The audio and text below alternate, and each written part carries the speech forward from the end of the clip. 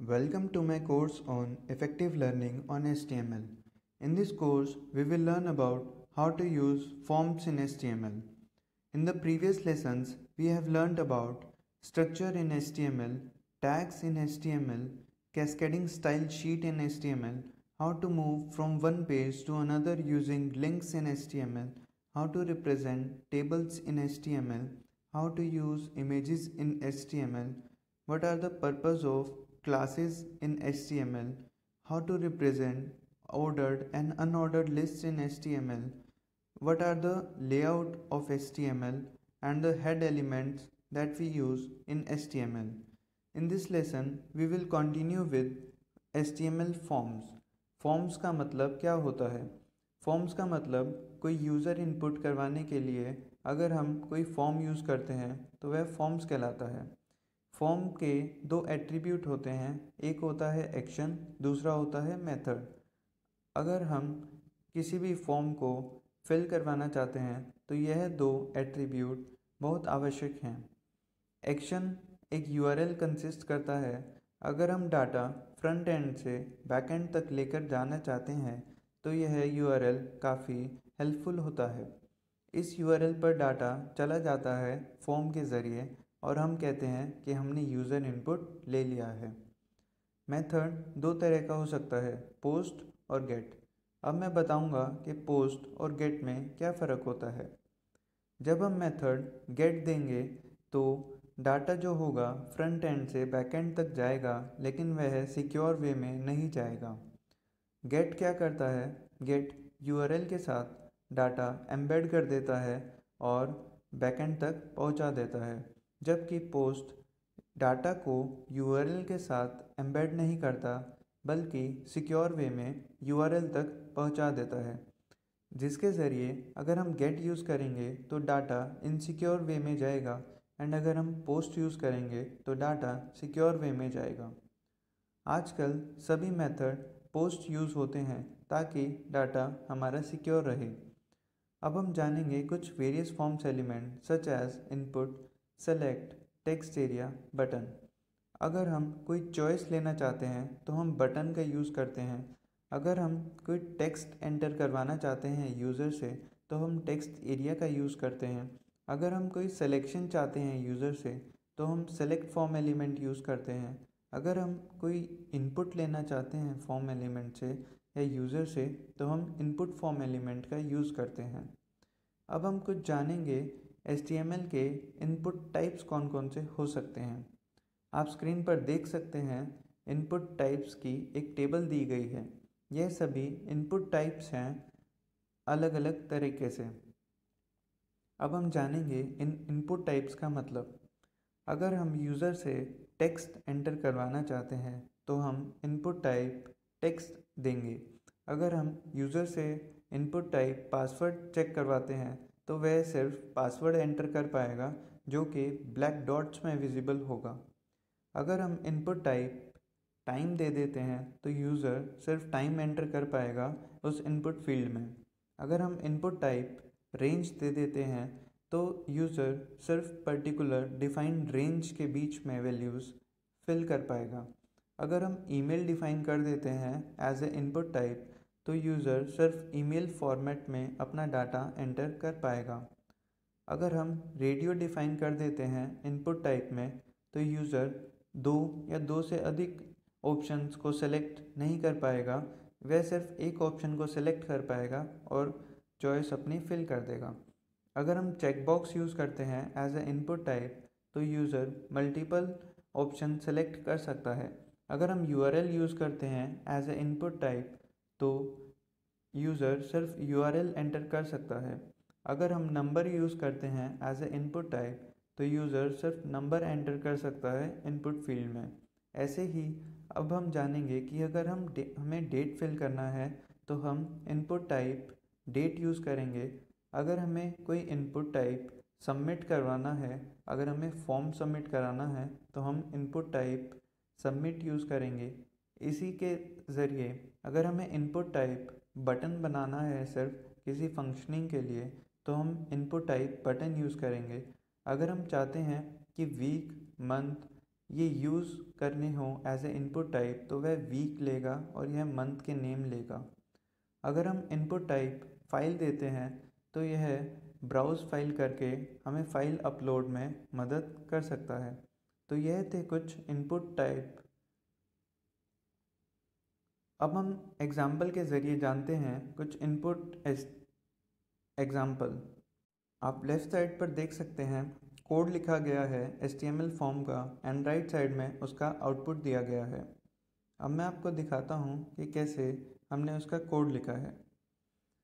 आप line number 10 से देख सकते हैं फॉर्म की शुरुआत हो चुकी है एंड लाइन नंबर 31 पे फॉर्म की एक एंडिंग हो चुकी है। लाइन नंबर 10 में हमने एक्शन एट्रीब्यूट यूज़ किया है एंड लाइन नंबर 10 में ही हमने मेथड एट्रीब्यूट यूज़ किया है। तो इससे यह पता लगता है कि हमने मेथड पोस्ट यूज़ किया है एंड एक्शन जो हम लिंक भेज रहे हैं वह एक्शन पेज डॉट PHP पर मूव कर जाएगा। यह हमने फील्ड सेट में डिफ़ाइन कर दिया गया है लाइन नंबर 11 से लाइन नंबर 30 तक। यह आप देख सकते हैं एक फील्ड सेट बनाया गया है ताकि यह एक ग्रुप्ड वे में लगे। लेजेंड उसका हेडिंग देने में काम आता है। आप लाइन नंबर 12 में देख सकते हैं हमने लेजेंड डिफ़ाइन किया गया है पर्सनल इन्फो के नाम से और यह पर्सनल इन्फो यहाँ पर डिस्प्ले हो गई है। अब हम देखते हैं 13 नंबर लाइन में फर्स्ट नेम दिया गया है, एक BR टैग यूज़ किया गया है। हमने प्रीवियस लेसन्स में जाना था कि BR टैग एक टैग होता है जिससे नेक्स्ट एलिमेंट पर मूव हो जाता है। इनपुट टाइप टेक्स्ट यूज़ किया गया है, नेम दिया गया है, वैल्यू दी गई है। अब मैं बताता हूँ कि नेम क्यों यूज़ किया जाता है एंड वैल्यू क्यों यूज़ की जाती है। नेम, अगर हम कोई डाटा इनपुट टाइप से लेते हैं तो उसका नेम देना ज़रूरी होता है। विदाउट नेम वह सबमिट नहीं होगा एंड डाटा हमारे पास नहीं आएगा। वैल्यू, प्रीडिफाइंड वैल्यू उसकी सेट करने के लिए हम उसको वैल्यू दे देते हैं।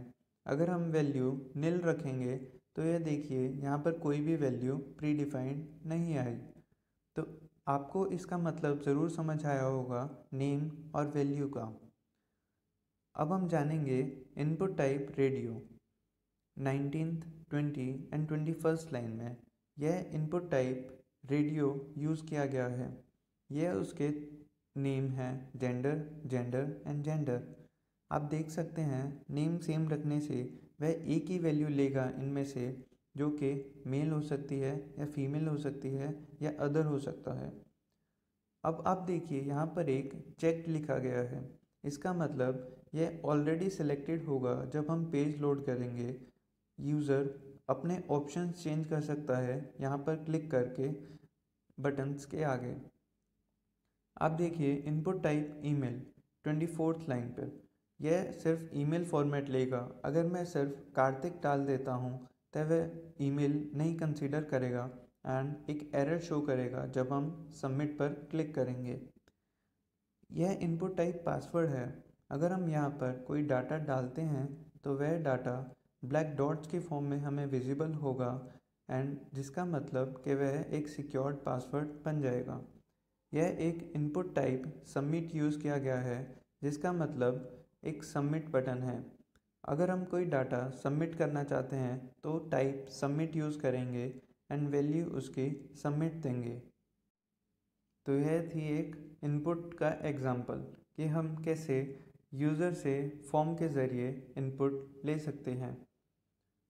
अब हम देखेंगे कि कैसे कुछ इनपुट एट्रीब्यूट्स होते हैं एंड कुछ HTML एलिमेंट्स होते हैं।